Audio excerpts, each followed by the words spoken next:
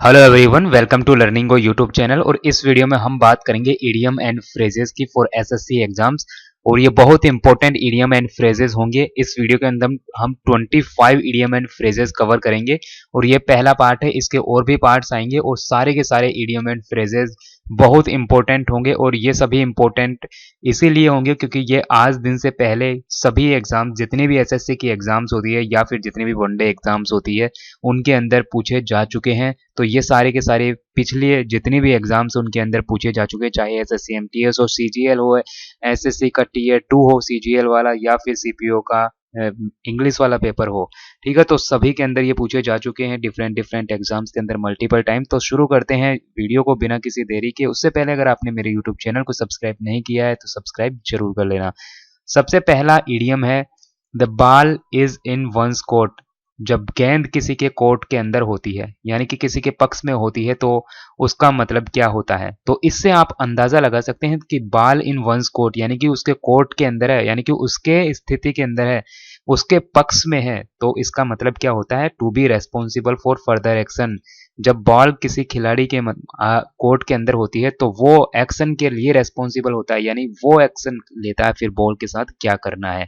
ठीक है। Bend over backwards next idiom है। बैंड ओवर बैकवर्ड्स, इसका मतलब होता है to exert a lot of efforts towards some end. To exert a lot of efforts towards some end. इसके अलावा नेक्स्ट है थर्ड वाला, over my dead body. Over my dead body का मतलब होता है ओपोजिंग समथिंग फायरियसली। फायरियसली का मतलब होता है फेरोसियस से बना है, फायरसली। फेरोसियस का मतलब होता है बहुत ही आक्रामक तरीके से। ठीक है।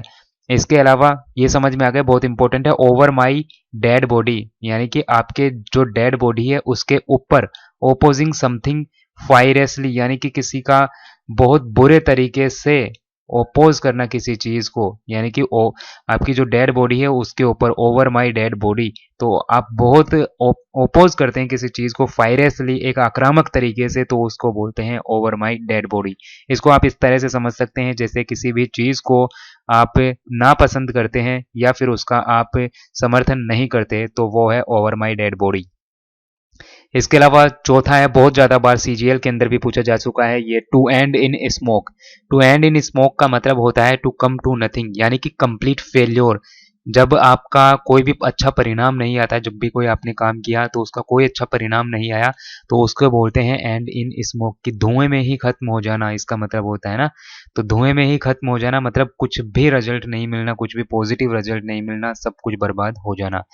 अब नेक्स्ट है fit as fiddle. Fit as fiddle का मतलब होता है perfectly healthy condition. Fit as fiddle का मतलब होता है, मतलब एकदम परफेक्ट कोई भी चीज होती है, चाहे हेल्दी कंडीशन हो या कुछ भी हो, लेकिन जो फिट एज फिडल का मतलब होता है कि सही है, परफेक्ट है, कोई कमी नहीं है।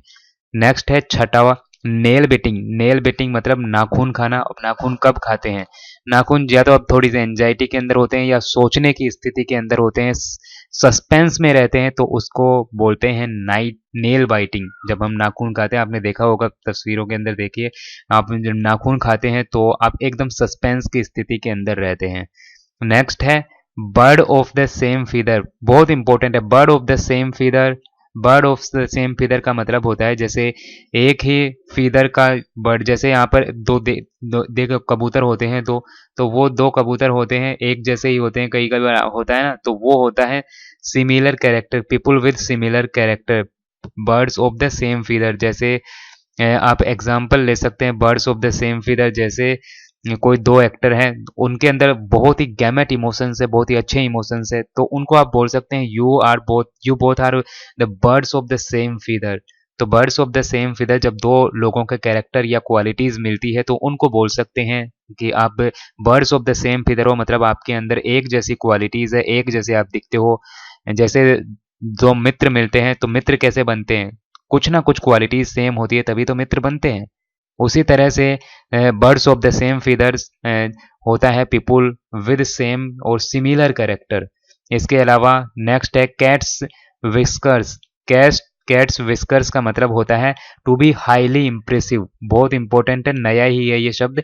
कैट्स विस्कर्स का मतलब होता है टू बी हाईली इंप्रेसिव, बहुत ज्यादा इंप्रेसिव होना। जैसे बिल्ली होती है, कई कोई बिल्ली तो बहुत क्यूट होती है, तो उस तरह से बोल सकते हैं कोई चीज़ बहुत ही हाईली इंप्रेसिव, बहुत ज़्यादा इंप्रेसिव है। नेक्स्ट है कम टू लाइट, यानी कि रोशनी के अंदर आना। रोशनी के अंदर आना मतलब टू नो पब्लिक, यानी कि जब लोग आपको जानते हैं तब आप आते हैं कम टू लाइट। जब लोग आपको जानने लगते हैं, जब पॉपुलर होने लगते हैं, आप किसी भी कारण से, आप नेगेटिव हो या पॉजिटिव हो, कम टू लाइट का मतलब होता है कि पब्लिक के अटेंशन के अंदर आ जाना। नेक्स्ट है अबव वंस हेड, किसी के सर के ऊपर से। किसी के सर के ऊपर से जब आप समझते हैं, जैसे आप कोई स्कूल के अंदर या कॉलेज के अंदर कोई भी टीचर लेक्चर दे रहा होता है, तो कभी कभी आप बोलते हो कि यार मेरे तो सर के ऊपर से बाउंस गया रे, मतलब आपके हेड के ऊपर से गया, मतलब सर के ऊपर से गया, मतलब आपके समझ में नहीं आया। बियॉन्ड वंस अंडरस्टैंडिंग, मतलब आपकी समझ में वो चीज नहीं आई, उसको बोलते हैं अबव वंस हैंड, यार सर के ऊपर से बाउंस गया रे। ठीक है। इसके अलावा 11th है, नेक्स्ट वन 11th पे है टू फील एट होम, घर पर महसूस करना। मतलब जब आप घर पर महसूस करते हैं तो आप एकदम लगभग लगभग सेफ और कंफर्टेबल फील करते हैं। टू फील एट होम का मतलब होता है कंफर्टेबल रहना, एक आरामदायक स्थिति के अंदर होना। गो गेटर का मतलब होता है ए रियल अचीवर। गो गेटर का मतलब होता है रियल अचीवर, बहुत इंपॉर्टेंट है, नया ही है, अभी अभी रिपीट होना शुरू हुआ है। गो गेटर यानी कि ए रियल अचीवर।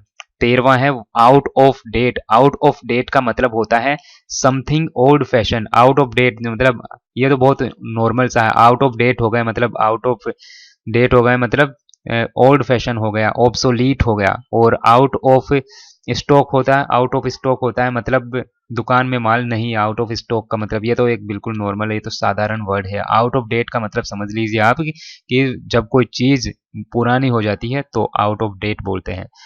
14वां है as a matter of fact. As a matter of fact का मतलब होता है, फैक्ट का मतलब होता है तथ्य, और actually as it happens. Actually as it happens जो होता है, जो घटित होता है, as a matter of fact इसका मतलब होता है एक्चुअली एज इट हैपन्स।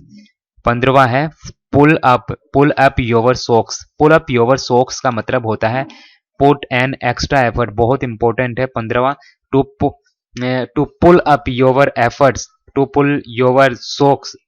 तो आप जब एफर्ट्स डालते हैं तो आप क्या करते हैं, pull up your socks. Pull up your socks करते हैं तो आप बहुत ज्यादा एक्स्ट्रा एफर्ट डालते हैं किसी भी काम को करने के लिए, किसी भी गोल को अचीव करने के लिए। आई वाश का मतलब क्या होता है? आई वाश का मतलब होता है आंखें धोना, आंखों में धूल झोंकना, जो बोल सकते हैं इसको, आंखें धोना या आंखों में धूल झोंकना, उसको बोलते हैं धोखा देना। तो आंखों में धूल झोंकना या आई वॉश करना यानी कि धोखा देना, डिकैप्शन। इसके अलावा नेक्स्ट 17वां नंबर का है to pick up the threads, यानी धागे उठाना। पिक अप द थ्रेड्स का मतलब होता है to restart from the previous closing. To pick up the threads यानी कि ये धागे उठाना, मतलब आप समझ सकते हैं कि जो प्रीवियस क्लोजिंग पॉइंट था वहां से स्टार्ट करना। जैसे ये धागा है, यहाँ पर इसको कट लगा दिया, ये धागा है, इसको यहाँ पर कट लगा दिया। तो पिक अप द थ्रेड्स का मतलब होता है यहाँ पर मेन पॉइंट है, यहाँ से वापस स्टार्ट कर रहे हैं, यहाँ पर धागा लगा दिया, फिर यहाँ से स्टार्ट कर रहे हैं, फिर यहाँ पर धागा लगा दिया, तो उसको बोलते हैं to restart from the previous closing point. जैसे जैसे 31 तारीख है, 31 मई थी, 31 मई के बाद में अब यहाँ पर 1 जून आती है, लेकिन 1 जून को जो काम होता है वो 31 मई को जहां पर काम बंद किया था उसके बाद में काम शुरू होता है, तो वहां से काम शुरू होता है 1 जून को। ठीक है। इसके अलावा नेक्स्ट है 18वां sail in the same boat. Very very important. Sail in the same boat का मतलब होता है be in the same situation as others, मतलब कि एक ही स्थिति के अंदर होना। मान लीजिए कोई अभी लॉकडाउन का समय चल रहा है और लॉकडाउन के अंदर लगभग लगभग सभी लोग एक जैसी स्थिति के अंदर होते हैं, हो रहे हैं, तो कह सकते हैं कि सभी सेल इन द बोट है। मतलब कोरोना वायरस का फियर सभी के दिलों के अंदर है और सभी अपने अपने घरों के अंदर सुरक्षित रहें, तो सभी अभी क्या है, सेम बोट के अंदर है। To sail in the same boat, sailing होता है SAILING, यानी एक ही नाव के अंदर बैठे रहना, बोट को सेलिंग बोलते हैं। ठीक है, सेल करते हैं तो उसको। कट द शॉर्ट का मतलब होता है कट द शॉर्ट या कट वन शॉर्ट, तो उसको बोलते हैं इंटरप्ट समवन, किसी को परेशान करना, किसी को डिस्टर्ब करना, उसको बोलते हैं cut one short. Cut one short means to interrupt someone. 20वां है to take one's hat off. To take one's hat off का मतलब होता है, आप बोलते हैं hats off to this man, hats off, उसको बोलते हैं कि किसी को प्रशंसा के योग्य समझना, किसी को सलाम करना। सलाम करना नहीं वैसे तो, लेकिन आप उनका आदर करने के लिए उनको सलाम भी कर सकते हैं। तो हैट्स ऑफ का मतलब होता है किसी को एडमायर करना, बहुत किसी के अच्छे कार्यों के लिए। To take one's hat off का मतलब होता है टू एडमायर समवन। इसके अलावा नेक्स्ट है let bygones bye bygones. Let bygones bye bygones का मतलब होता है forgive and forget. Bygones, let's bygones bye bygones, ये दोनों शब्द आप याद रखिए। बाईगोन्स बाईगोन्स से आप कनेक्ट कर सकते हैं फॉरगिव एंड फॉरगेट। तो आप किसी को फॉरगिव कर देते हैं और उसको भूल जाते हैं, यानी कि क्षमा करके भूल जाते हैं उसको, तो उसके बोलते हैं let bygones bye bygones. Next है to led by the nose. To led by the nose का मतलब होता है, लेड नहीं लीड, माफी चाहूंगा, to lead by the nose. Lead by the nose का मतलब होता है टू कंप्लीटली कंट्रोल समवन, किसी को नोज यानी कि नाक के दम पर, नाक में दम करना, आप समझ रहे हो, नाक में दम करना यानी कि बहुत ज्यादा कंप्लीटली कंट्रोल करना, उसको बोलते हैं to lead by the nose. इसके अलावा नेक्स्ट है टू पुल वंस लेग। किसी की टांग खींचना का मतलब होता है किसी का मजाक उड़ाना। जैसे शादी के अंदर जब छोटे बच्चे होते हैं तो जो बड़े लोग होते हैं वो मजे लेने के लिए उनकी टांग खींचते हैं, बच्चे और क्या कर रहा है ये। तो जब भी मैं भी जब भी शादियों के अंदर जाता था तो लोग मेरी भी टांग खींचते थे। तो वो क्या करते थे, टू पुल समवंस लेग, तो मेरी टांगे खींचा करते थे, मुझे चिढ़ाते थे। और हो सकता है आपको भी चिढ़ाए हो। अगर आपको भी किसी रिश्तेदार ने चिढ़ाया है तो कमेंट बॉक्स के अंदर मुझे लिखकर जरूर बता देना। 24वां है as clear as bell. As clear as bell का मतलब होता है readily understood. As clear as bell, clear से आप समझते सकते हैं क्लियर एज बेल, यानी कि जो घंटी बजती है आपके घर के अंदर जब भी कोई दरवाजे पर आता है, तो उसकी तरह से क्लैरिटी होना, मतलब एक घंटी बजते ही आप तुरंत समझ जाते हैं कि भैया कोई ना कोई आ गया है। तो रेडीली अंडरस्टूड मतलब आप तुरंत समझ जाते हैं। नेक्स्ट और लास्ट है कप ऑफ टी, यानी कि चाय का कप। तो चाय का कप होता है समथिंग दैट प्लीजेज वन। जब भी कोई मेहमान घर पे आता है तो सबसे पहले उसको पानी गिराते हैं, पानी देने के बाद में क्या बनता है भैया, गर्मा गर्म चाय बनती है। तो चाय मतलब प्लीजेज, मतलब चाय बन गई तो मतलब भैया मेहमान नवाजी हो गई, मेहमान का सम्मान हो गया। क्योंकि आजकल मेहमान का सम्मान चरण छूने से नहीं चाय से होता है। ठीक है, वो अलग बात है, खैर लिटरली इसे दिल पे मत लेना। ठीक है, ये थे कुछ इडियम्स जो 25 इंपॉर्टेंट थे, और इसके अलावा नेक्स्ट पार्ट भी आएंगे। तो मैं आपके लिए एक इम्पोर्टेंट ईडीएम लेकर आया हूँ, बहुत इंपॉर्टेंट है, रिपीट होता है। तो एंड इन स्मोक, अगर आपने वीडियो सही से देखा है तो एंड इन स्मोक ये एक ईडीएम है। इससे आपको एक एग्जाम्पल बनाना है आपके फ्रेंड को लेकर, या फिर आप अपनी जो पर्सनल लाइफ है उसको लेकर एक बहुत अच्छा सा एग्जाम्पल आप कमेंट बॉक्स के अंदर लिख दीजिएगा, अगर ये वीडियो आपने ढंग से देखा है तो।